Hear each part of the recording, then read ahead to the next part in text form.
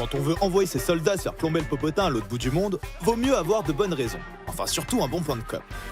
Propagande hier, communication politique aujourd'hui, quand l'État veut vous faire passer la pilule, il trouve souvent les moyens d'y parvenir. Aujourd'hui dans Cassius Bolos, on vous explique en 5 minutes comment le consentement à la violence, ça se fabrique.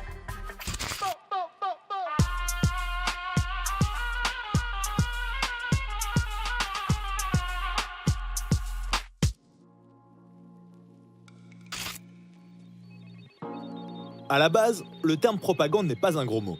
Il désigne un outil de communication pour les politiques à destination des populations. À l'origine du terme, il y a la Congregatio des Propaganda Fide, une congrégation créée par le pape en 1622 qui, comme son nom l'indique, devait propager la foi dans les régions non christianisées. On retrouve ensuite l'idée de propagande à la fin du XVIIIe siècle, notamment avec les révolutionnaires ou Napoléon qui, pour asseoir sa légende, diffuse son bulletin de la Grande Armée dans les territoires conquis. Mais le terme prend tout son sens au XXe siècle avec l'apparition de plusieurs facteurs. D'abord le suffrage universel, qui induit la nécessité de convaincre. Ensuite, l'arrivée des partis politiques. Et surtout l'émergence des médias de masse, qui redéfinissent les rapports entre gouvernants et gouvernés. La propagande devient alors l'ensemble des méthodes destinées à diffuser une idée et à faire accepter une opinion à une partie de la population.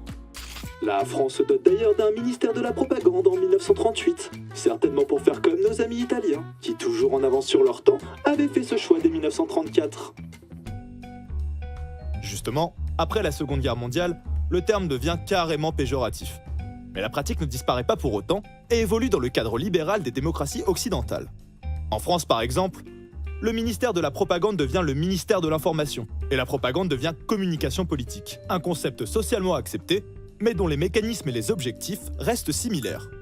Et comment vous appelez un pays qui a comme président un militaire avec les pleins pouvoirs, une police secrète, une seule chaîne de télévision et dont toute l'information est contrôlée par l'État? J'appelle ça la France, mademoiselle. Pourtant, avec les médias de masse, tout n'est pas si facile. Si on prend l'exemple de la guerre du Vietnam, on voit que dans un premier temps, l'administration américaine cherchait à contrôler l'information. Mais rapidement, elle est débordée par la profusion des images ramenées par les reporters de guerre.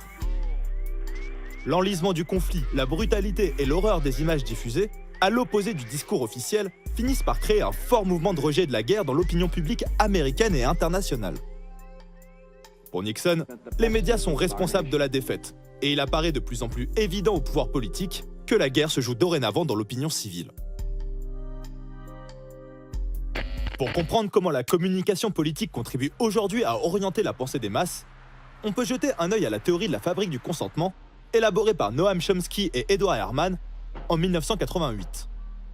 D'après eux, la communication est devenue l'instrument des régimes démocratiques et joue un rôle primordial dans la transmission de symboles et de messages à la population, mais surtout dans la promotion et la légitimation des politiques de l'État.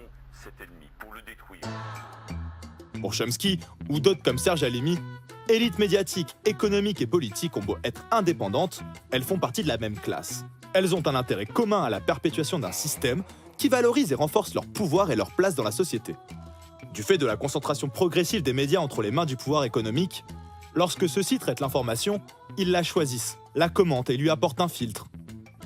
Ainsi, les messages politiques et l'information se mélangent régulièrement, d'autant que les politiques ont rapidement su adapter leur discours aux spécificités des médias de masse pour en tirer profit. Aujourd'hui, à l'ère de la communication politique, l'État emploie de nombreux mécanismes proches de la propagande de guerre pour justifier par tous les moyens des interventions qui n'ont en réalité pas l'assentiment de la population. Pour ce faire, on note que depuis la guerre du Vietnam, les avancées technologiques ont permis aux États occidentaux, et surtout aux États-Unis, de se prévaloir d'une nouvelle forme de guerre. Une guerre propre, précise, faite de frappes chirurgicales, prétendument sans victimes. On constate également que lorsque nos gouvernements choisissent d'employer la violence hors de nos frontières, ils ne la présentent plus comme telle. On nous parle aujourd'hui plus de différends, de crises, d'interventions à l'étranger que de guerre. Il ne s'agirait pas de brusquer l'opinion publique.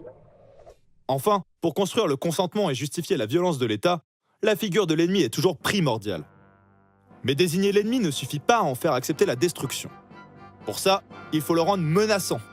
Voici comment procéder. Tout d'abord, dites que vous ne voulez pas la guerre, que l'ennemi en est le seul responsable. Élaborez toute une rhétorique cosmique autour du bien et du mal. L'ennemi est le diable, le mal incarné. Il se livre à de la barbarie, utilise des armes non autorisées. Alors que nous défendons des intérêts nobles et universels. Nous menons une guerre propre et nos bavures sont involontaires. Enfin, pour finir, n'oubliez pas de désigner tous ceux qui n'adhèrent pas à cette rhétorique comme des traîtres. Justice will be done. À la guerre, il est très important de reconnaître l'ennemi, car sans ennemi, la guerre est ridicule. Bref, en matière de politique étrangère, les citoyens n'ont pas souvent leur mot à dire. Et en général, on leur demande surtout d'acquiescer bêtement. Alors quand on se rend compte qu'on nous raconte des bobards pour aller bombarder l'Irak ou la Libye, forcément ça pose quelques problèmes. Surtout quand autant d'arguments métaphysiques comme le bien et le mal sont invoqués. Aujourd'hui, à l'heure des fake news, on semble basculer dans un nouveau rapport à la vérité.